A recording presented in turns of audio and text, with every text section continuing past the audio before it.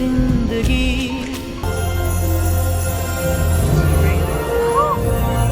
ಅತ್ಯಂತ ಉದ್ದದಾದಂತಹ ದೊಡ್ಡದಾದಂತಹ Christmas ಟ್ರೀನ place ಮಾಡುವಂತಹ ಈ ಟ್ರಂಪ್ ಹೋಟೆಲ್ ಅಂತ ತುಂಬಾ ಶೂಟ್ ಮಾಡಿದ್ದಾರೆ. ನಿನ್ನಿಂದಲೇ ಇರ್ಬೋದು ಮತ್ತೆ ಉಪ್ಪು ಹುಳಿ ಖಾರ ಮೂವೀಸ್ ನಾವು ಮುಗಿಸ್ಬಿಟ್ಟು ನಾವು ಹೊರಟಿದ್ದು ಒಂದು ಬ್ಯೂಟಿಫುಲ್ ಆದಂತಹ ಪ್ರಪಂಚದ ಅತ್ಯಂತ ಎಕ್ಸ್ಪೆನ್ಸಿವ್ ಅಂದ್ರೆ ದುಬಾರಿಯಾದಂತಹ ರಿಚ್ ಸ್ಟ್ರೀಟ್ ಅಂದ್ರೆ ಇದೇನೆ.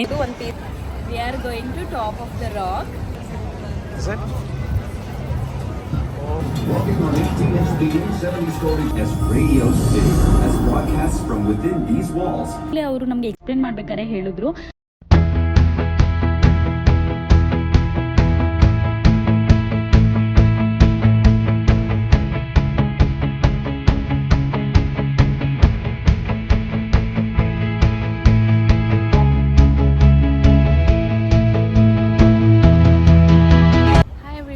Welcome back to my YouTube channel. ಇವಾಗ ನಾವು ಸಬ್ವೆ ಹಿಡಿದ್ಬಿಟ್ಟು ನ್ಯೂಯಾರ್ಕಿಗೆ ಹೋಗ್ತಾ ಇದ್ದೀವಿ ನ್ಯೂ ಜೆರ್ಸಿಯಿಂದ.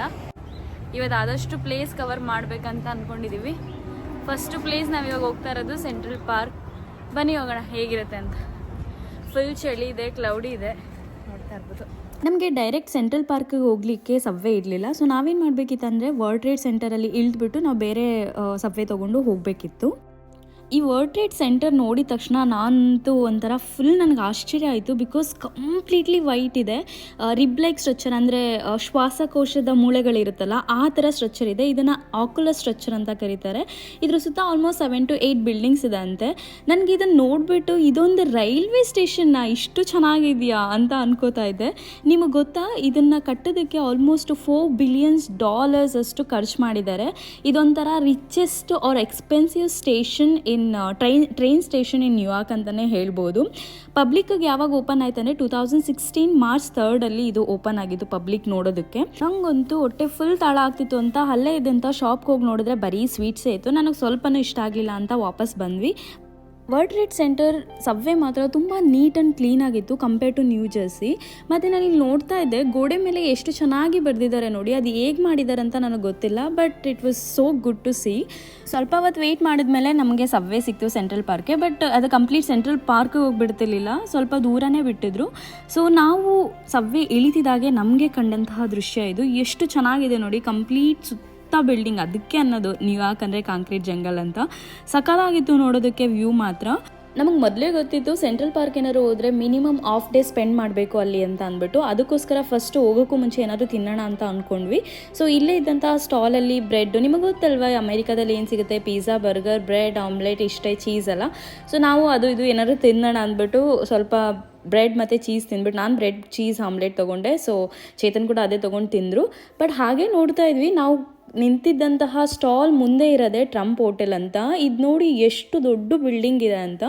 ಇದು ಬಂದು ಡೊನಾಲ್ಡ್ ಟ್ರಂಪ್ ಅವ್ರದ್ದೆ, ಅಂದರೆ ಕಂಪ್ಲೀಟ್ ಅವ್ರದ್ದಲ್ಲ, ಡೊನಾಲ್ಡ್ ಟ್ರಂಪ್ ಆರ್ಗನೈಸೇಷನ್ದು. ಆಸ್ಕಿಂಗ್ ಟು ಶೋನೋ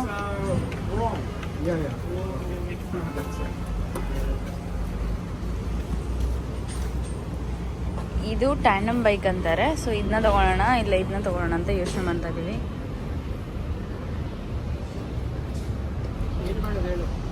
ನಂಗೆ ಸೈಕಲ್ ಭಯ ಆಗುತ್ತೆ ಬೇಬಿ, ಅಂದರೆ ನಂಗೆ ಬರಲ್ಲ. ನ್ಯೂಯಾರ್ಕ್ಗೆ ಹೋಗೋಕ್ಕೂ ಮುಂಚೆನೇ ನಾವು ಟಿಕೆಟ್ ತೊಗೊಂಡಿದ್ವಿ. ಆ ಟಿಕೆಟಲ್ಲಿ ನಮಗೆ ಇದು ಸೈಕಲ್ ಕೂಡ ಇನ್ಕ್ಲೂಡ್ ಆಗಿತ್ತು. ನಾವು ಬಂದಿದ್ದ ಶಾಪು ಮತ್ತು ಆ ಟಿಕೆಟಲ್ಲಿ ಮೆನ್ಷನ್ ಮಾಡಿದ ಶಾಪ್ ಎರಡು ಡಿಫ್ರೆಂಟ್ ಇತ್ತು.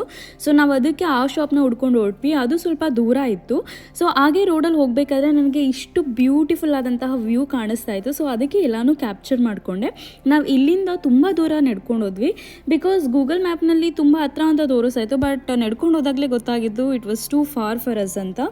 ನಮ್ಮ ಟೈಮ್ ವೇಸ್ಟ್ ಆಗಿದ್ದೆ ಇಲ್ಲಿ. ಸೊ ಪ್ಲೀಸ್ ನೀವೇನಾದರೂ ನ್ಯೂಯಾರ್ಕ್ ಟ್ರಿಪ್ ಪ್ಲ್ಯಾನ್ ಮಾಡ್ತಾಯಿದ್ರೆ ದಯವಿಟ್ಟು ಈ ತಪ್ಪನ್ನ ಮಾಡಬೇಡಿ. ನಿಮ್ಮ ಶಾಪ್ ಎಲ್ಲಿದೆ ಮತ್ತು ಸೆಂಟ್ರಲ್ ಪಾರ್ಕ್ ಎಲ್ಲಿದೆ ಇದರೆಲ್ಲ ಡಿಸ್ಟೆನ್ಸ್ಗಳನ್ನ ಕ್ಯಾಲ್ಕುಲೇಟ್ ಮಾಡ್ಕೊಂಡು ಹೋಗಿ, ಇಲ್ಲಾಂದರೆ ತುಂಬ ಟೈಮ್ ವೇಸ್ಟ್ ಆಗುತ್ತೆ. ನಮಗಂತೂ ನಡೆದು ಸಾಕಾಯಿತು. ಇನ್ನು ನಡೆಯೋಕ್ಕಾಗೋದೇ ಇಲ್ಲ ಅಂದಾಗ ಬಸ್ನ ನೋಡ್ಕೊಂಡು ಹೋದ್ವಿ. ಸೊ ಬಸ್ಸಲ್ಲಿ ಹೋಗ್ಬಿಡೋಣ ಅಂತ ಡಿಸೈಡ್ ಮಾಡಿದ್ವಿ.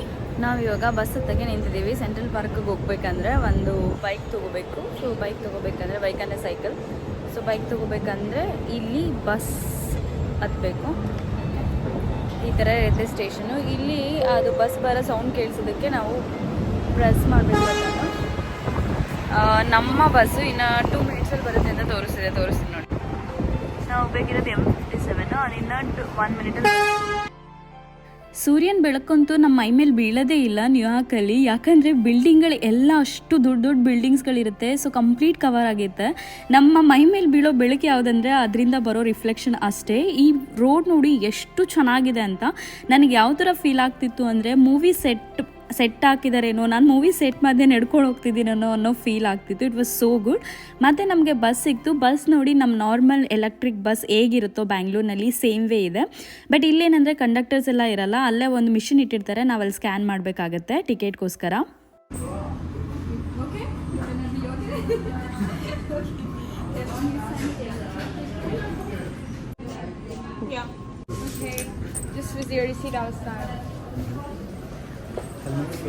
ಬೇಡ ತಾನೆ? Thank you. ಬೇಡ ಬೇಡ. Baby I don't no.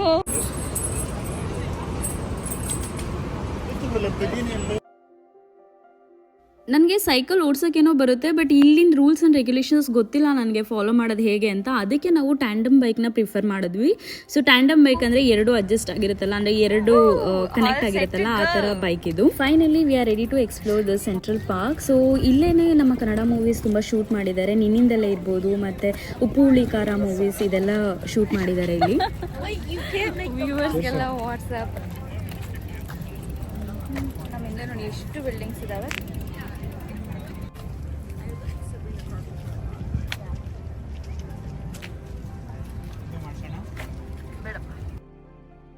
ಈ ಪಾರ್ಕಲ್ಲಿ ಐಸ್ ಸ್ಕೇಟಿಂಗ್ ಕೂಡ ಇತ್ತು. ಸೊ ನನಗಂತೂ ಭಯ ಐಸ್ ಸ್ಕೇಟಿಂಗ್ ಎಲ್ಲ ಅಂತ ಅಂದರೆ. ನನಗೊಂದ್ಸಲನೂ ನಾನು ಮಾಡಿಲ್ಲ, but I have to experience this once. ಯಾವಾಗಾದರೂ ನೆಕ್ಸ್ಟ್ ಟೈಮ್ ಯಾವಾಗಾದ್ರೂ ಟ್ರೈ ಮಾಡೋಣ ಅಂದ್ಕೊಂಡೆ. But Chetan want to try, but ಈ ಸಲ ಆಲ್ರೆಡಿ ನಮಗೆ ಲೇಟ್ ಆಗಿದ್ದರಿಂದ ಇವತ್ತು ಬೇಡ, ಇನ್ನೊಂದು ಸಲ ಮಾಡೋಣ ಅಂದ್ಬಿಟ್ಟು ಸುಮ್ಮನಾದ್ವಿ. ನಾನು ಮಾಡೋಣ, ನೀನು ಮಾಡು, ಐ ವಿಲ್ ಸಿ. ಮಾಡೋದು ತುಂಬ ಜನ ಬೇರೆ ಹುಡುಗಿರು ಇರ್ತಾರೆ.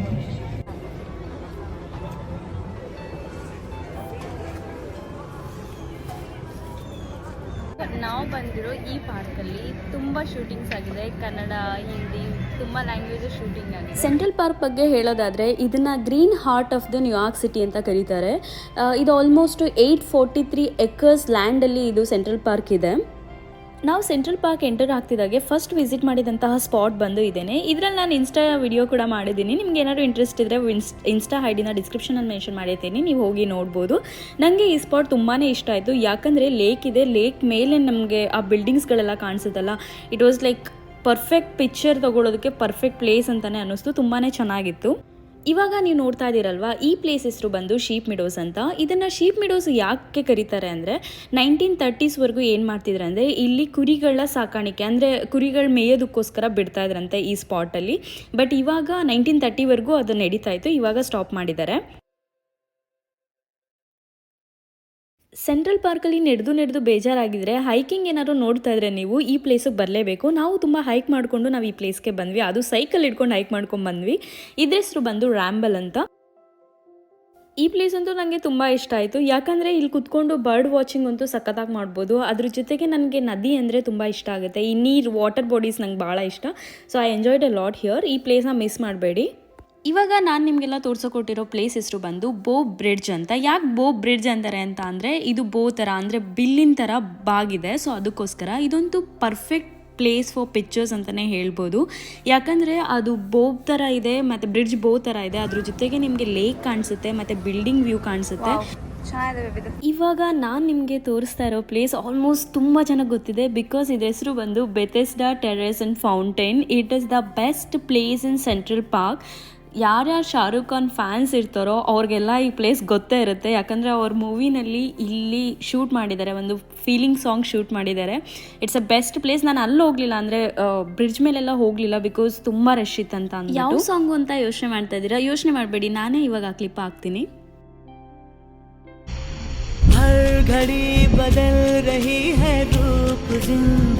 ಒಂದಿನ ಎಲ್ಲ ಟೈಮ್ ಬೇಕು, ನಮ್ಮ ಹತ್ರ ಅಷ್ಟೊಂದು ಟೈಮ್ ಇರಲಿಲ್ಲ. ಸೊ ಬೇಗ ಸೆಂಟ್ರಲ್ ಪಾರ್ಕ್ನ ಮುಗಿಸ್ಬಿಟ್ಟು ನಾವು ಹೊರಟಿದ್ದು ಒಂದು ಬ್ಯೂಟಿಫುಲ್ ಆದಂತಹ ಪ್ಲೇಸು. ಯಾವುದು ಅಂತ ಹೇಳಲ್ಲ, ತೋರಿಸ್ತೀನಿ ಬನ್ನಿ.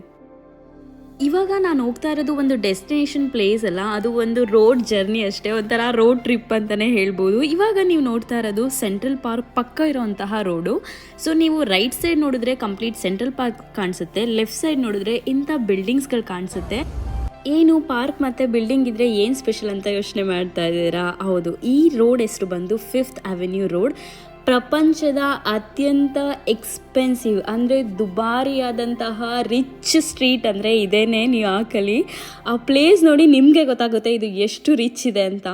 ಆಲ್ಮೋಸ್ಟ್ 2018 ಈ 5th Avenue ರೋಡ್ನ like most expensive retail street ಅಂತ ಗ್ಲೋಬಲಿ ಡಿಕ್ಲೇರ್ ಮಾಡಿದ್ದಾರೆ ಬೈ ಕುಶ್ಮನ್ ಆ್ಯಂಡ್ ವೇಕ್ಫೀಲ್ಡ್ ಅನ್ನೋರಿಂದ. ಬಿಲ್ಡಿಂಗ್ ನೋಡಿ, ಇದು ಆ್ಯಪಲ್ ಬಿಲ್ಡಿಂಗ್ ಹೆಂಗಿದೆ ಅಂತ, ಓ ಮೈ ಗಾಡ್, ನನಗಂತೂ ನೋಡಿ ಫುಲ್ ಶಾಕ್ ಆಗ್ತಿದೆ ನನಗೆ. ಅಷ್ಟು ಚೆನ್ನಾಗಿದೆ. ನೀವು ಹೆಜ್ಜೆ ಹೆಜ್ಜೆಗೂ ಬ್ರ್ಯಾಂಡೆಡ್ ಇದನ್ನೇ ನೋಡ್ಬೋದು. ಪ್ರತಿಯೊಂದು like high brand, high costly items ಇಲ್ಲೇ ಸಿಗೋದು. ಇನ್ನೊಂದು ವಿಷಯ ಹೇಳಬೇಕು, ಲೂಯಿ ವಿಟಾನ್ ಅಂದರೆ ಎಲ್ರಿಗೂ ಗೊತ್ತು, ತುಂಬ ಫೇಮಸ್ ಬ್ರ್ಯಾಂಡ್ ಅಂತ. ಅವ್ರ ಬಿಲ್ಡಿಂಗ್ ನೋಡಿ, ಅವ್ರದ್ದು ಸೂಟ್ ಕೇಸ್ ಬರುತ್ತಲ್ಲ ಆ ಥರ ಬಿಲ್ಡಿಂಗ್ ಸ್ಟ್ರಕ್ಚರ್ ಮಾಡಿದ್ದಾರೆ. It was so good to see. ನನಗಂತೂ ಒಂಥರ ನಂಗೆ ಹೇಳ್ಕೊಳಕ್ಕೆ ಆಗ್ತಾಯಿಲ್ಲ, ಅಷ್ಟು ಖುಷಿ ಆಗ್ತಿದೆ ಇದು ಪ್ಲೇಸ್ ನೋಡಿದ್ರೇ. ಎಲ್ಲಿ ನೋಡಿದ್ರೂ ನಿಮಗೆ ಬ್ರ್ಯಾಂಡೆಡ್ ವಸ್ತುಗಳೇ ಕಾಣಿಸುತ್ತೆ. ಸಕ್ಕತ್ತಾಗಿತ್ತು ಈ ರೋಡು.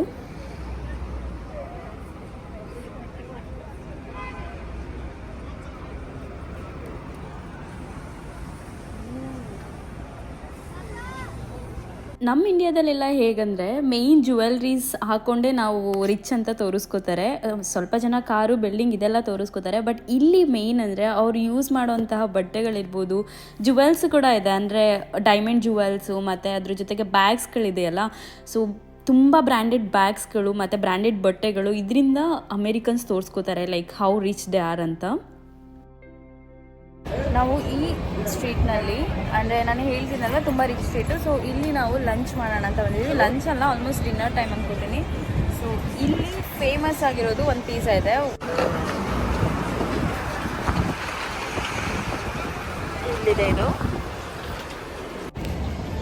ನಾನು ನಿಂತ್ಕೊಂಡಿದ್ದೆ ಚೆನ್ನಾಗಿರುತ್ತೋ ಚೆನ್ನಾಗಿರಲ್ವೋ ಅಂತ ಅಂದ್ಬಿಟ್ಟು, ಬಟ್ ಇಲ್ಲಿ ಹೋಗ್ತಿದ್ದವ್ರು 2-3 ಜನ ನಮಗೆ ಹೇಳಿದ್ರು ಚೆನ್ನಾಗಿದೆ ಟ್ರೈ ಮಾಡಿ ಅಂತ. ಸೊ ಹೋಗಿ ಟ್ರೈ ಮಾಡಿಬಿಟ್ಟು ಹೇಳ್ತೀನಿ ಹೆಂಗಿದೆ ಅಂತ.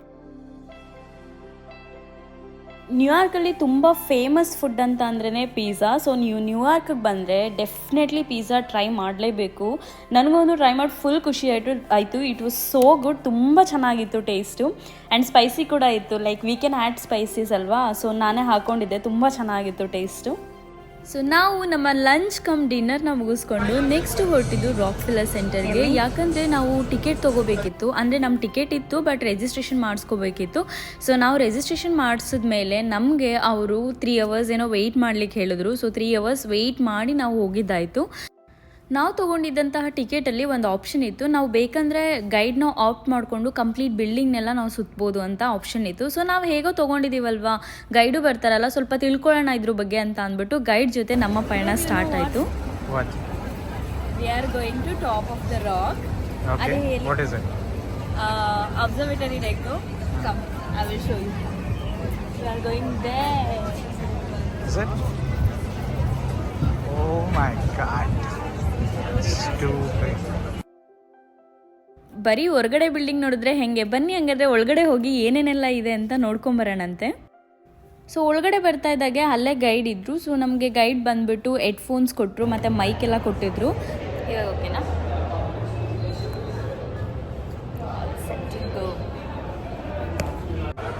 Yeah, the Rockefellers, they made all their money in oil. And second reason this is a famous landmark is this was built in the 1930s, which was a very poor time in New York. And one of the only ways to make money was working here. Maybe you've seen this picture before. Yeah, so these are the guys who built this building, and this is 40,000 total. Yeah, this is just 11 of them. But yeah, and then I'd say third reason this is a famous place is what they built is a home for a television network called NBC. It's one of the most popular American networks. We got Saturday Night Live films here. The Tonight Show, Jimmy Fallon films here. ನಮ್ಮ ಬೆಂಗಳೂರನ್ನ ಹೇಗೆ ಕೆಂಪೇಗೌಡರು ಕಟ್ಟಿಸಿದ್ರೋ ಅದೇ ಥರ ಇಲ್ಲೂ ರಾಕ್ಫಿಲ್ಲರ್ family ಅಂತ ಇದೆ. So ಅವರು build ಮಾಡಿದಂತಹ ಸೆಂಟರ್ ಇದು ತುಂಬಾ ಚೆನ್ನಾಗಿದೆ. ಒಂಥರ ದೊಡ್ಡ ಸಿಟಿ ಒಳಗಡೆ ಒಂದು ಸಿಟಿ ಬಿಲ್ಡ್ ಮಾಡಿರೋ ಥರ ಇದೆ. ಈ ಫ್ಯಾಮಿಲಿಯವರು ತುಂಬ ರಿಚ್ ಇದ್ದರು, ಯಾಕಂದರೆ ಇವ್ರದ್ದು ಮೇನ್ ಬಿಸ್ನೆಸ್ ಬಂದೆ ಆಯಿಲ್ ಬಿಸ್ನೆಸ್ಸು. ನ್ಯೂಯಾರ್ಕಲ್ಲಿ ಆಯಿಲ್ ಬಿಸ್ನೆಸ್ ಅಂದರೆ ಇಟ್ಸ್ ಅ ಫೇಮಸ್ ಬಿಸ್ನೆಸ್. ಈ ರಾಕ್ಫಿಲ್ಲರ್ ಸೆಂಟರ್ ಏನಕ್ಕೆ ಬಿಲ್ಡ್ ಮಾಡಿದ್ರು ಅಂತ ಅಂದರೆ ಈ ನ್ಯೂಸ್ ಚಾನೆಲ್ಸು ಮತ್ತು ರೇಡಿಯೋ ಸಿಟಿ ಇದೆಲ್ಲ ಬಂದಿರೋದು ಇಲ್ಲಿಂದನೇ. ಸೊ ಫಸ್ಟು ನ್ಯೂಸ್ ಚಾನೆಲ್ ಎಲ್ಲ ಇಲ್ಲೇ ಲಾಂಚ್ ಆಗಿದ್ದಂತ ಹೇಳ್ತಾ ಇದ್ರು ಅವರು. ಇವಾಗ ತೋರಿಸ್ತಾ ಇದ್ದಾರಲ್ವ, ಇದನ್ನು ಅವ್ರು ಹೇಳ್ತಾ ಇದ್ರು ರೇಡಿಯೋ ಸಿಟಿನಲ್ಲಿ ಒಳಗಡೆ ಇರುವಂಥ ಸ್ಟೇಜ್ ಈ ಥರ ಕಾಣಿಸುತ್ತೆ ಅಂತ ಹೇಳ್ತಾ ಇದ್ರು. ಮತ್ತು ಇಲ್ಲಿ ತುಂಬ ಡ್ಯಾನ್ಸ್ ಶೋಸ್ಗಳೆಲ್ಲ ಅವಾಗ ಆಗಿನ ಕಾಲದಲ್ಲಿ ನಡೀತಿತ್ತಂತೆ. ಆಗಿನ ಕಾಲದಲ್ಲಿ ಈ ಟಿ ವಿ ಶೋಸ್ ಆಗಿರಲಿ ಮತ್ತು ರೇಡಿಯೋಗಳಾಗಿರಲಿ ಇದೆಲ್ಲ ಜನಗಳಿಗೆ ಗೊತ್ತಿರಲಿಲ್ಲ. ಸೊ ಜನಗಳನ್ನ ತಲುಪೋದಕ್ಕೆ ಇವರೆಲ್ಲ ತುಂಬ ಪ್ರಯತ್ನ ಪಟ್ಟಿದ್ರಂತೆ. ಅದ್ರ ಜೊತೆಗೆ ಇಲ್ಲಿ ಕಾಣಿಸಿದೆಯಲ್ಲ, ಇವೆಲ್ಲ ನೋಡಿದ್ರೆ ಸಿಂಬಲ್ಸ್ಗಳು ನೋಡಿದ್ರೆ ನಮ್ಗೆ ಏನು ಅನಿಸುತ್ತೆ, ಏನು ಹಿಂಗಿದಾವೆ ಅಂತ ಅನಿಸುತ್ತೆ. ಬಟ್ ಇಲ್ಲಿರೋಂಥ ಸಿಂಬಲ್ಗಳು $1 million ಅಷ್ಟು ಬೆಲೆ ಬಾಳುತ್ತೆ. ಈ ಸಿಂಬಲ್ಸ್ ಏನಕ್ಕೆ ಹಾಕಿದ್ದಾರೆ ಅಂದರೆ ಅವಾಗೆಲ್ಲ ಡಿಸ್ಪ್ಲೇ ಇರಲಿಲ್ಲ ಅಲ್ವಾ, ಅಂದರೆ LED ಡಿಸ್ಪ್ಲೇ ಈ ಥರ ಎಲ್ಲ ಇರಲಿಲ್ಲ ಅಲ್ಲ. ಸೊ ಲೈಟ್ ಹಾಕ್ಬಿಟ್ಟು ಒಂದು ಲೈಟ್ನ ಆ ಸಿಂಬಲ್ ಮೇಲೆ ಬಿಟ್ಟರೆ ಈ ಶೋ ನಡೀತಿದೆ ಅಂತ ಅರ್ಥ ಅಂತೆ. ಮತ್ತು ಇಲ್ಲಿ ಅವ್ರು ಏನಂತ ಹೇಳ್ತಿದ್ರು ಅಂದರೆ ಮೊದಲೆಲ್ಲ ಸಬ್ವೆ ಅಂದರೆ ಮೆಟ್ರೋ, ಇವಾಗ ನಾವು ಮೆಟ್ರೋ ಅಂತ ಕರಿತೀವಲ್ವ, ಅದನ್ನ ಮೇಲ್ಗಡೆನೇ ಇತ್ತಂತೆ. ಬಟ್ ನ್ಯೂಯಾರ್ಕ್ನಲ್ಲಿ ನಿಮಗೆ ಸಬ್ವೆ ಎಲ್ಲ ಒಳಗಡೆ ಅಂಡರ್ಗ್ರೌಂಡ್ ಇರುತ್ತೆ. ಸೊ ಏನಕ್ಕೆ ಹಂಗೆ ಮಾಡಿದ್ರು ಅಂದರೆ ಈ ರೆಸಿಡೆನ್ಸ್ ಇದ್ರಲ್ವ, ಸುತ್ತ ಬಿಲ್ಡಿಂಗ್ ಸುತ್ತ ಇದ್ರಲ್ವ, ಆ ರೆಸಿಡೆನ್ಸ್ ಎಲ್ಲ ಕಂಪ್ಲೇಂಟ್ ಮಾಡ್ತಾರಂತೆ, ಸೌಂಡ್ ಬರುತ್ತೆ, ಅದ್ರ ಜೊತೆಗೆ ಪೊಲ್ಯೂಷನ್ ಆಗ್ತಿದೆ ಅಂತ ಕಂಪ್ಲೇಂಟ್ ಮಾಡಿದ್ದಕ್ಕೇ ಸಬ್ವೆನ ಅಂಡರ್ಗ್ರೌಂಡ್ ಮಾಡಿದ್ದಾರೆ. ಇವಾಗ ನೀವು ನ್ಯೂಯಾರ್ಕಲ್ಲಿ ಎಲ್ಲೇ ನೋಡಿದ್ರು ಸಬ್ವೆ ಅಂಡರ್ಗ್ರೌಂಡ್ ಇರುತ್ತೆ. ಯಾರೋ ಸಿಂಗರ್ದು ಇಲ್ಲಿ ಕನ್ಸರ್ಟ್ ನಡೀತಾ ಇತ್ತು. ಸೊ ಜನ ಎಲ್ಲ ತುಂಬ್ಕೊಂಡ್ಬಿಟ್ಟಿದ್ರು. ನಮಗೊಂದು ಇಂಟ್ರೆಸ್ಟ್ ಇಲ್ಲ, ಬಿಕಾಸ್ ಅವ್ರ ವಾಯ್ಸ್ ಕೇಳಿದ್ರೇ ನಂಗೆ ಒಂಥರ ಚಿಟ್ ಅನ್ನಿಸ್ತಾ ಇತ್ತು, ಒಂಥರ ಲೈಕ್ ತುಂಬ ಲೌಡಾಗಿತ್ತು. I didn't like it. So ನಾವು ಅದಕ್ಕೆ ಹೋಗಲಿಲ್ಲ ಒಳಗಡೆ. ಫ್ರೆಂಡ್ಸ್ ಟಿ ವಿ ಶೋನ ಯಾರು ನೋಡಲ್ಲ ಹೇಳಿ? ಹೌದು, Friends TV show start ಆಗಿದ್ದು ಇಲ್ಲೇ ಅಂತೆ. ಸೊ ಎಲ್ಲ ಡಿಸ್ಕಷನ್ಸ್ ಎಲ್ಲ ಇಲ್ಲೇ ಆಗಿತ್ತು ಅಂತ ಹೇಳ್ತಾ ಇದ್ದಾರೆ.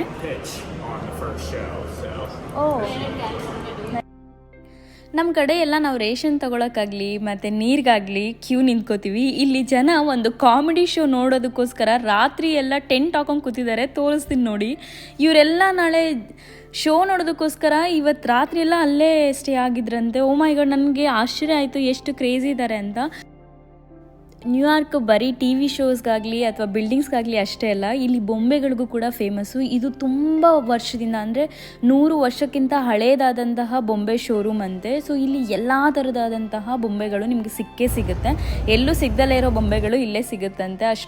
ಈಗ ನೀವು ನೋಡ್ತಾ ಇರೋ ಪ್ಲೇಸ್ ಬಂದು ಸಾಮಾನ್ಯವಾದಂತಹ ಜಾಗ ಏನಲ್ಲ, ಇದು ಬಂದು ಪ್ರಪಂಚದ ಅತ್ಯಂತ ಉದ್ದದಾದಂತಹ ದೊಡ್ಡದಾದಂತಹ ಕ್ರಿಸ್ಮಸ್ ಟ್ರೀನ ಪ್ಲೇಸ್ ಮಾಡೋವಂಥ ಕ್ರಿಸ್ಮಸ್ ಟ್ರೀ ಬಂದು 70 to 100 feet ಟಾಲ್ ಇರುತ್ತೆ. ಅದ್ರ ಜೊತೆಗೆ ಈ ಕ್ರಿಸ್ಮಸ್ ಟ್ರೀನ 50,000 LED ಲೈಟ್ಸ್ನ ಯೂಸ್ ಮಾಡಿ ಡೆಕೋರೇಟ್ ಮಾಡಿರ್ತಾರೆ. ಅದ್ರ ಜೊತೆಗೆ dazzling crystal which weighs around 900 pounds ಇರುತ್ತಲ್ಲ, ಆ ಡಾಸ್ಲಿಂಗ್ ಕ್ರಿಸ್ಟಲ್ಸ್ ಕೂಡ ಹಾಕಿರ್ತಾರಂತೆ. ಅಷ್ಟು ಒಳ್ಳೆ ಪ್ಲೇಸ್ ಅದು ನಾನು ನಿಮಗೆ ತೋರಿಸಿದ್ದು. ನಾವು ಪ್ರಪಂಚದ ಯಾವುದೇ ಮೂಲೆಗೆ ಹೋದ್ರೂ ದೇವರು ಅನ್ನೋ ಒಂದು ಭಯ ಎಲ್ರಿಗೂ ಇದ್ದೇ ಇರುತ್ತೆ. ಸೊ ಇಲ್ಲೂ ಕೂಡ ನೀವೀಗ ನೋಡ್ತಾ ಇದ್ದೀರಲ್ವಾ, ಸೊ ಈ ಸ್ಟ್ಯಾಚ್ಯೂನ ಇಲ್ಲಿ ದೇವ್ರ ಅಂತಾನೆ ಕನ್ಸಿಡರ್ ಮಾಡ್ತಾರೆ. ಬ್ಲ್ಯಾಕ್ ಕಲರ್ ತೋರಿಸಿದ್ನಲ್ವಾ, ಅದನ್ನ ಅವ್ರು ನಮ್ಗೆ ಎಕ್ಸ್ಪ್ಲೇನ್ ಮಾಡ್ಬೇಕಾದ್ರೆ ಹೇಳಿದ್ರು ಅದನ್ನ ವಾಟರ್ ಅಂದರೆ ಗಂಗಾಮಾತೆ ಅಂತ ಕನ್ಸಿಡರ್ ಮಾಡ್ತಾರೆ. ಮತ್ತು ಇವಾಗ ನೋಡಿದ್ರಲ್ಲ ಗೋಲ್ಡನ್ ಕಲರ್ ಸ್ಟ್ಯಾಚ್ಯೂ, ಇದನ್ನ ಇಟ್ಸ್ ಎ ರೆಪ್ರೆಸೆಂಟೇಷನ್ ಆಫ್ ಸನ್ ಅಂತ ಕನ್ಸಿಡರ್ ಮಾಡ್ತಾರೆ, ಸೂರ್ಯನ ಪ್ರತಿರೂಪ ಅಂತ ಕನ್ಸಿಡರ್ ಮಾಡ್ತಾರೆ. ಸೊ ಅದಕ್ಕೋಸ್ಕರ ಈ ಸ್ಟ್ಯಾಚ್ಯೂಗಳನ್ನ ಎರಡೂ ಇಟ್ಟಿರೋದು. ಸೊ ನಾವೆಲ್ಲನೂ ನೋಡಿಕೊಂಡು ನಾವು ಹೊರಟಿದ್ದು ಟಾಪ್ ಆಫ್ ದ ರಾಕ್ಗೆ. ಇವಾಗ ಮೇಲೆ ಹೋಗ್ಬಿಟ್ಟು ಹೇಗಿದೆ ವ್ಯೂ ಅಂತ ನೋಡೋಣ ಅಂತ ಫುಲ್ ಎಕ್ಸೈಟೆಡ್ ಆಗಿದ್ದೀನಿ. ನೋಡೋಣ ಬನ್ನಿ ಹೆಂಗಿರುತ್ತೆ ಅಂತ. ನಾನು ಆಗಲೇ ಹೇಳಿದ್ನಲ್ವಾ, ರಾಕ್ಫಿಲ್ಲರ್ ಫ್ಯಾಮಿಲಿಯವರು ಒಂದು ಸಿಟಿ ಒಳಗಡೆ ಇನ್ನೊಂದು ಸಿಟಿನ ಮಾಡಿದ್ದಾರೆ. ಸೊ ಇದು ಅವರ ಕಂಪ್ಲೀಟ್ ಸಿಟಿ ವ್ಯೂ. ಅಂದರೆ ನಾನು ಇವಾಗ ತೋರಿಸ್ತೆ ನೋಡಿ, ರಾಕ್ಫಿಲ್ಲರ್ ಸೆಂಟರ್ ಇರ್ಬೋದು ಮತ್ತು ಟಾಪ್ ಆಫ್ ದ ರಾಕ್ ಎಲ್ಲನೂ ಈ ಥರ ಕಾಣಿಸುತ್ತೆ ನಿಮಗೆ ಮೇಲ್ಗಡೆಯಿಂದ ನೋಡಿದ್ರೆ. ಸೊ ಅದನ್ನು ಹೇಳ್ತಾ ಇದ್ದಾರೆ ಇಲ್ಲಿ.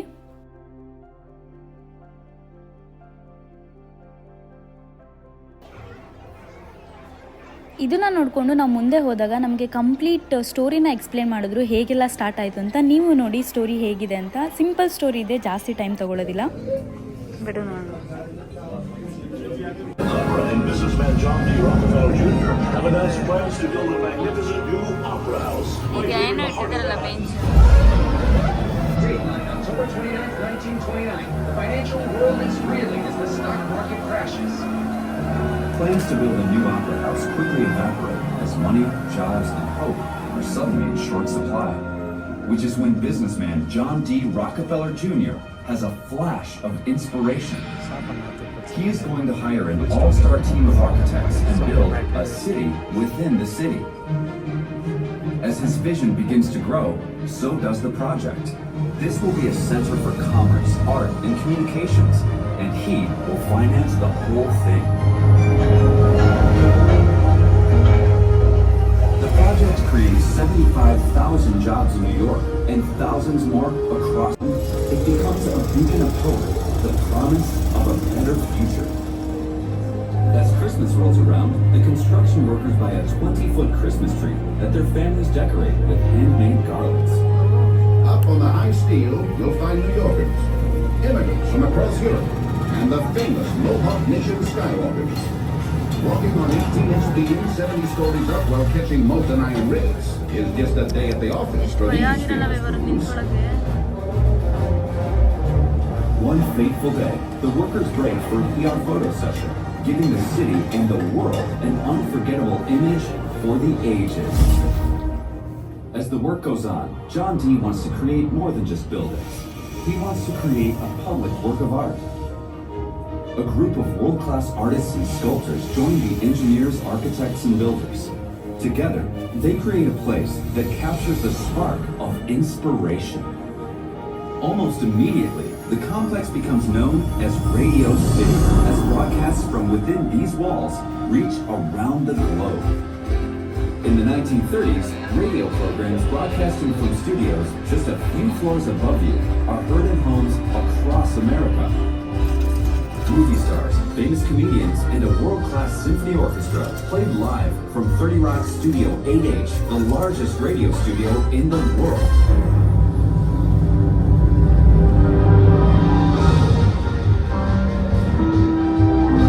With television, the performers in these studios became welcome guests in our homes. From the time we wake up to late in the evening, they are a part of the family. And every Saturday, America tunes into Studio 8H. Live from New York, it's Saturday night! And high above it all, on the 65th floor, is the legendary Rainbow Room, where New York comes to celebrate. Good evening, and welcome to the Rainbow Room at the top of Rockefeller Center. Here, to step in the door is to feel like a celebrity. As you visit today, you'll feel the energy and the magic that is Rockefeller Center. And trust me, that feeling never goes away.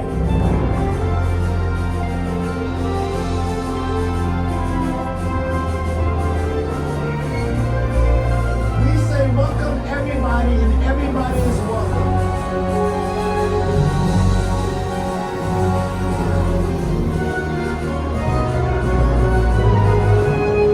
And of course, just like those first construction workers knew, it wouldn't be Christmas at Rockefeller Center without a tree.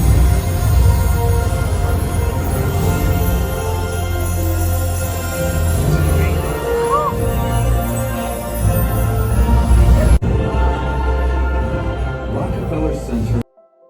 O my God, ಒಂದು ಕ್ಷಣ ನನಗೆ full ಮೈಯೆಲ್ಲ ಜುಮ್ ಅಂತು, goose bumps ಬಂತು. ಅದ್ರ ಜೊತೆಗೆ snow ಬೇರೆ ಇದು ಮಾಡಿದ್ರು, ಸ್ಪ್ರೇ ಮಾಡಿದ್ರು. It was so good experience. ಆ ವಿಡಿಯೋದಲ್ಲಿ 1929 ಆದಂತಹ ಸ್ಟಾಕ್ ಮಾರ್ಕೆಟ್ ಕ್ರ್ಯಾಶ್ ಬಗ್ಗೆ ಕೂಡ ಮಾತಾಡಿದ್ರು. ಆವಾಗ ಹೇಗೆ ರಾಕೆಫೆಲ್ಲರ್ ಅವರು ಬೇರೆ ಇಂಜಿನಿಯರ್ಸ್ನೆಲ್ಲ ಕರೆಸಿ ಹೇಗೆ ಇಂಪ್ರೂವೈಸ್ ಮಾಡಿಕೊಂಡ್ರು ಅಂತ ಎಲ್ಲ ಹೇಳಿದ್ರು. ತುಂಬಾ ಚೆನ್ನಾಗಿ ಅನ್ನಿಸ್ತು, ಒಂಥರ ಇನ್ಸ್ಪಿರೇಷನ್ ಸ್ಟೋರಿ ಅಂತ ಅನ್ನಿಸ್ಬೋದು. ಇವಾಗ ನಾವಿರೋದು 68th ಫ್ಲೋರಲ್ಲಿ. ಸೊ ಇಲ್ಲಿ 3 ಫ್ಲೋರ್ಸ್ ಇರುತ್ತೆ, 60, 69 ಮತ್ತು 70th ಫ್ಲೋರ್ ಇರುತ್ತೆ. 70th ಫ್ಲೋರ್ಗೆ ಹೋದಾಗ ನಿಮಗೆ ಕಂಪ್ಲೀಟ್ ವ್ಯೂ ಕಾಣಿಸುತ್ತೆ. ಅಂದರೆ ಗ್ಲಾಸ್ ಅಷ್ಟೊಂದು ಇರೋದಿಲ್ಲ, ಓಪನ್ ಸ್ಪೇಸಲ್ಲಿ ನೀವು ಇದನ್ನ ನೋಡ್ಬೋದು. ಅಂದರೆ ಕಂಪ್ಲೀಟ್ ವ್ಯೂ ಆಫ್ ಮ್ಯಾನ್ಹ್ಯಾಟನ್ನ ನೋಡ್ಬೋದು, ನ್ಯೂಯಾರ್ಕ್ ಸಿಟಿದು. ಚಿಕ್ಕವಳಿರ್ಬೇಕಾದ್ರೆ ಮೂವಿನಲ್ಲೆಲ್ಲ ನೋಡಬೇಕಾದ್ರೆ ಅನ್ನಿಸ್ತಾ ಇತ್ತು, ಯಾರಾದರೂ ಅಮೇರಿಕಾದಲ್ಲಿದ್ದಾರೆ ಅಂದರೆ ಸಾಕು, ಒಂದು ಫ್ಲೈಟ್ ತೋರಿಸ್ತಾರೆ ಮತ್ತು ಹಿಂದೆ ಬ್ಯಾಕ್ಗ್ರೌಂಡಲ್ಲಿ ಒಂದು ಪಿಕ್ಚರ್ ಹಾಕಿರ್ತಾರೆ. ಈ ಥರ ಈಗ ನೋಡ್ತಾ ಇದ್ದೀರಲ್ಲ ಈ ಪಿಕ್ಚರು, ಮತ್ತು ಅದು ಬಿಲ್ಡಿಂಗ್ ಕೂಡ ಹಾಕಿರ್ತಾರಲ್ವ. ಸೊ ನಾನು ಇದು ಎಲ್ಲಿದೆ ಜಾಗ, ಯಾಕೆ ಹಿಂಗೆ ಆಗ್ತಾರೆ ಅಂತ ಅನ್ಕೋತಾ ಇದ್ದೆ. ಬಟ್ ನನಗೆ ಗೊತ್ತಿರಲಿಲ್ಲ, ನಾನು ಒಂದಿನ ಇದೇ ಪ್ಲೇಸ್ಗೆ ಹೋಗಿ ಇದೇ ಥರ ನಾನು ನೋಡ್ತೀನಿ ಅಂತ ಅಂದ್ಕೊಂಡೇ ಇರಲಿಲ್ಲ. ಸೊ ತುಂಬಾ ಖುಷಿ ಆಯಿತು. ಎಂಪೈರ್ ಸ್ಟೇಟ್ ಬಿಲ್ಡಿಂಗ್ ಅಂತೂ ಇಲ್ಲಿಂದ ತುಂಬಾ ಚೆನ್ನಾಗಿ ಕಾಣಿಸುತ್ತೆ. So it was just amazing experience ಅಂತಲೇ ಹೇಳ್ಬೋದು. ಮೋಸ್ಟ್ ಆಫ್ ದ ಪೀಪಲ್ ಇಲ್ಲಿಗೆ ಏನಕ್ಕೆ ಬರ್ತಾರೆ ಅಂದರೆ ಇಲ್ಲಿ ಫೋಟೋ ತೊಗೊಳಕ್ಕೆ. ಈ ಪ್ಲೇಸ್ ನೋಡ್ತಾ ಇದ್ದೀರಲ್ವಾ, ಆವಾಗಲೇ ಅವರು ನಮಗೆ ಎಕ್ಸ್ಪ್ಲೇನ್ ಮಾಡ್ಬೇಕಾದ್ರೆ ಹೇಳಿದ್ರು 10 ಜನ ಕುತ್ಕೊಂಡು ಇಲ್ಲಿ ಫೋಟೋ ತೊಗೊಂಡಿದ್ರಲ್ವಾ. ಸೊ ಸೇಮ್ ವೇ ಜನ ಎಲ್ಲರೂ ಬರ್ತಾರೆ ಇಲ್ಲಿ ಫೋಟೋ ತೊಗೊಳೋದಕ್ಕಂತ. ಇದಕ್ಕೆಲ್ಲ ಎಕ್ಸ್ಟ್ರಾ ಪೇ ಮಾಡ್ಬೇಕನ್ಸುತ್ತೆ. ನನಗೇನು ಇಂಟ್ರೆಸ್ಟ್ ಇರಲಿಲ್ಲ ತೊಗೋಬೇಕಂತ, but it was so good to see ಅಲ್ಲಿಂದ ನೋಡಲಿಕ್ಕೆ ತುಂಬ ಚೆನ್ನಾಗಿ ಕಾಣಿಸ್ತಾ ಇತ್ತು. ಈ ಥರ ಇದೆ ನೋಡಿ ಔಟ್ಸೈಡ್, ಅಂದರೆ 7th ಫ್ಲೋರಿಂದ ವ್ಯೂ ಕಂಪ್ಲೀಟಾಗಿ ಈ ಥರ ಕಾಣುತ್ತೆ. ನಿಮಗೆ ಎಂಪೈರ್ ಸ್ಟೇಟ್ ಬಿಲ್ಡಿಂಗ್ ಇರ್ಬೋದು, ಎಡ್ಜ್ ಇರ್ಬೋದು, ಎಲ್ಲ ಟಾಪ್ ಬಿಲ್ಡಿಂಗ್ಸ್ ಏನೇನಿದ್ದಾವೆ ಎಲ್ಲನೂ ಕಾಣುತ್ತೆ. ಈ ಥರ ಇರುತ್ತೆ ನೋಡಿ ನ್ಯೂಯಾರ್ಕ್ ನೈಟ್, ಈ ಥರ ಕಾಣಿಸುತ್ತೆ. ತುಂಬಾ ಖುಷಿ ಆಗ್ತಿದೆ ನನಗೆ ನೋಡೋದಕ್ಕೆ ಅದನ್ನ. ಇಲ್ಲಿ ಟೈಮ್ ಸ್ಪೆಂಡ್ ಮಾಡಿಬಿಟ್ಟು ನಾವು ಮತ್ತೆ ವಾಪಸ್ ಹೊರಟಿದ್ದು ನಮ್ಮ ಮನೆ ಕಡೆಗೆ. ಹೋಗೋಕ್ಕೂ ಮುಂಚೆ ಹೊಟ್ಟೆ ಹಸುವಾಗ್ತಿತ್ತು ಅಂದ್ಬಿಟ್ಟು ಇಲ್ಲೇ ಇದ್ದಂತಹ ಸಲಾಡ್ಸ್ ಬೌಲ್ಸ್ ತೊಗೊಂಡ್ವಿ. ತುಂಬಾ ಚೆನ್ನಾಗಿತ್ತು ಟೇಸ್ಟು. ಸೊ ನನಗೆ ಭಾಳ ಇಷ್ಟ ಆಗಿದ್ದು ಸಲಾಡ್ ಇದು. ಈ ಬಿಲ್ಡಿಂಗ್ ಬಂದು ಈ ರಾಕೆಫೆಲ್ಲರ್ ಸೆಂಟರ್ ಇದೆಯಲ್ಲ, ಅಲ್ಲಿ ಒಳಗಡೆನೇ ಇತ್ತು ಬಿಲ್ಡಿಂಗು. ಸೊ ಅಲ್ಲೇ ತಿನ್ಕೊಂಬಿಟ್ಟು ನಾವು ಹೊರಟ್ವಿ. ಹೋಪ್ ನಿಮಗೆಲ್ಲ ಈ ವಿಡಿಯೋ ಇಷ್ಟ ಆಯ್ತು ಅಂತ ಭಾವಿಸ್ತಾ ಇದ್ದೀನಿ. ಮತ್ತಷ್ಟು ವಿಡಿಯೋಗೋಸ್ಕರ ನನ್ನ ವಿಡಿಯೋಸ್ನ ಲೈಕ್ ಮಾಡಿ, ಶೇರ್ ಮಾಡಿ, ನನ್ನ ಚಾನಲ್ನ ಸಬ್ಸ್ಕ್ರೈಬ್ ಮಾಡಿ, ಮತ್ತು ಬೆಲ್ ಬಟನ್ ಇದೆಯಲ್ಲ ಅಲ್ಲಿ ಹೋಗಿ ಪ್ರೆಸ್ ಮಾಡಿ, ಸೊ ದಟ್ ನಾನು ನೆಕ್ಸ್ಟ್ ವೀಡಿಯೋಸ್ನ ಮಿಸ್ ಮಾಡೋದಿಲ್ಲ ಅಂತ ಹೇಳ್ತಾ, ನಿಮ್ಮ ಅಮೂಲ್ಯವಾದ ಸಮಯ ಕೊಟ್ಟು ನನ್ನ ವಿಡಿಯೋ ನೋಡಿದ್ದಕ್ಕಾಗಿ ಎಲ್ರಿಗೂ ಧನ್ಯವಾದಗಳು. ಮತ್ತು ನಾನು ನೆಕ್ಸ್ಟ್ ವಿಡಿಯೋದಲ್ಲಿ ಸಿಗ್ತೀನಿ. ಅಲ್ಲಿವರೆಗೂ ಟೇಕ್ ಕೇರ್, ಬಾಯ್.